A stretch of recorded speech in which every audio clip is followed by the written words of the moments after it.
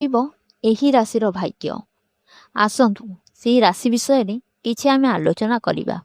ବନ୍ଧୁଗଣ, ଆଜି ବୁଧ ମିଥୁନ ରାଶିରୁ କର୍କଟ ରାଶିକୁ ପ୍ରବେଶ କରୁଛନ୍ତି।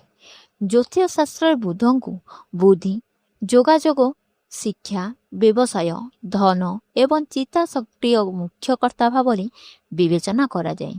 ବୁଧ କର୍କଟ ରାଶିରେ ବାସ କରିବା ଦ୍ୱାରା ଆମର ମନ ଏବଂ ନିଷ୍ପତ୍ତି ଭାବନା ଦ୍ୱାରା ଗମ୍ଭୀର ଭାବରେ ପ୍ରଭାବିତ ହୁଏ। ଏହି ଭ୍ରମଣ କ୍ୟାରିୟର, ଶିକ୍ଷା, ବ୍ୟବସାୟ ଏବଂ ଆର୍ଥିକ ବିଷୟରେ ଚମତ୍କାର ଫଳାଫଳ ପ୍ରଦାନ କରିବ ବୋଲି ଆଶା କରାଯାଏ। ଏହି ପରିବର୍ତ୍ତନ ଯୋଗୁଁ କେଉଁ ରାଶିମାନଙ୍କର ଭାଗ୍ୟ ଚମକିବ, ଆସନ୍ତୁ ଜାଣିବା। ପ୍ରଥମ ରାଶି ବୃଷ ରାଶି। ବୁଧ ବୃଷ ରାଶିର ତୃତୀୟ ଘରେ ପ୍ରବେଶ କରୁଛି। ଏହା ଯୋଗାଯୋଗ ଶୈଳୀକୁ ଏତେ ଆକର୍ଷଣୀୟ କରିବ ଯେ ବୈଠକ, ସାକ୍ଷାତକାର ଏବଂ ବ୍ୟବସାୟିକ କାରବାରରେ ସମୟରେ ଲୋକଙ୍କୁ ଜିତି ପାରିବେ। ଛୋଟ ଯାତ୍ରା ଏବଂ ନୂତନ ଲୋକଙ୍କ ସହିତ ଯୋଗାଯୋଗ ଅତ୍ୟନ୍ତ ଲାଭଦାୟକ ପ୍ରମାଣିତ ହେବ। ଛାତ୍ରମାନେ ସେମାନଙ୍କ ଅଧ୍ୟୟନ ଅସାଧାରଣ ଭାବରେ ଭଲ ପ୍ରଦର୍ଶନ କରିବେ।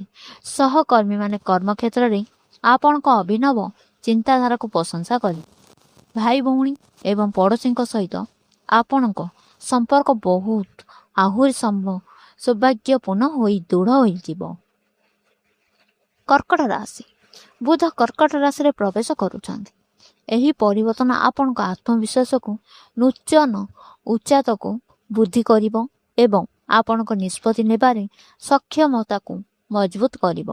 ଆପଣଙ୍କ ବ୍ୟକ୍ତିତ୍ୱ ଏବଂ ଚୁମ୍ବକୀୟ ହୋଇଯିବ ଯେ ଲୋକମାନେ ଘରେ ହେଉ କିମ୍ବା କାର୍ଯ୍ୟକ୍ଷେତ୍ରରେ ଆପଣଙ୍କ ପ୍ରତି ଆକର୍ଷିତ ହେବେ।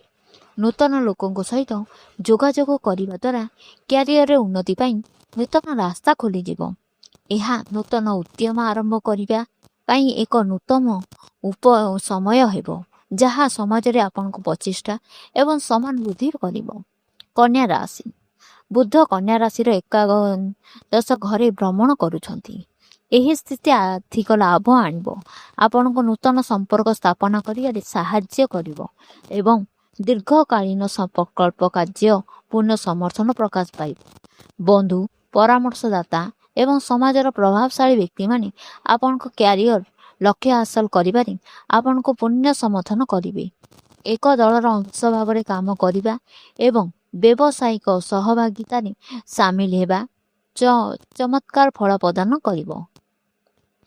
ଆପଣଙ୍କ ପ୍ରଗାଢ଼ ବୁଢ଼ାମଣ ଆପଣଙ୍କ ଲାଭଦାୟକ ସୁଯୋଗଗୁଡ଼ିକ ଶୀଘ୍ର ଚିହ୍ନଟ କରିବାରେ ସକ୍ଷମ ହେବେ। ବିଛା ରାଶି। ବିଛା ରାଶିର ବୁଧ ରାଶିର ନବମ ଘରେ ପ୍ରବେଶ କରୁଛି।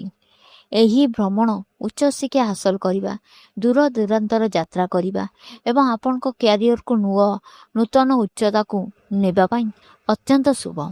ପ୍ରମୁଖ ଏବଂ ଗୁରୁତ୍ୱପୂର୍ଣ୍ଣ ନିଷ୍ପତ୍ତି ନେବା ସମୟରେ ଆପଣ ନିଜ ଉପରେ ଆତ୍ମବିଶ୍ୱାସ ରଖିବେ। ପରାମର୍ଶଦାତା ଏବଂ ଅଭିଜ୍ଞ ବ୍ୟକ୍ତିଙ୍କ ଠାରୁ ଉତ୍ତମ ପରାମର୍ଶ ଆପଣଙ୍କୁ ଜୀବନରେ ଆଗକୁ ବଢ଼ିବାକୁ ପ୍ରେରଣା ଦେବେ। କିଛି ନୂଆ ଶିଖିବା ଦ୍ୱାରା ଆପଣଙ୍କ ଭବିଷ୍ୟତ ପ୍ରୟାସକୁ ସକାରାତ୍ମକ ଦିଗ ଦର୍ଶନ ମିଳିବ। ମକର ରାଶି। ବୁଧ ମକର ରାଶିର ସପ୍ତମ ଘରେ ଭ୍ରମଣ କରୁଛି। ଏହା ଆପଣଙ୍କ ସହଭାଗିତା ଏବଂ ବୈବାହିକ ଜୀବନକୁ ପୂର୍ବ ଅପେକ୍ଷା ବହୁ ସୁସଙ୍ଗତ ଏବଂ ସୁଖଦ କରିବ। ବ୍ୟବସାୟରେ ଚୁକ୍ତିନାମା ଏବଂ ଆଲୋଚନା ସମ୍ପୂର୍ଣ୍ଣ ଭାବରେ ଆପଣଙ୍କ ସପକ୍ଷରେ ରହିବ। ପରସ୍ପରକୁ ଭଲ ଭାବରେ ବୁଝିବା ପୁରୁଣା ଭୁଲ ବୁଝାମଣାକୁ ଥରେ ଏବଂ ସବୁଦିନ ପାଇଁ ସମାଧାନ କରିବ। ଯେଉଁମାନେ ଅବିବାହିତ ଅଛନ୍ତି, ଶୀଘ୍ର ସେମାନଙ୍କୁ ଜୀବନସାଥୀ ମିଳିବାର ସମ୍ଭାବନା ଅଛି। ସହଭାଗୀମାନେ ଆପଣଙ୍କ ପୂର୍ଣ୍ଣ ସମର୍ଥନ ପ୍ରଦାନ କରିବେ। ମୀନ ରାଶି।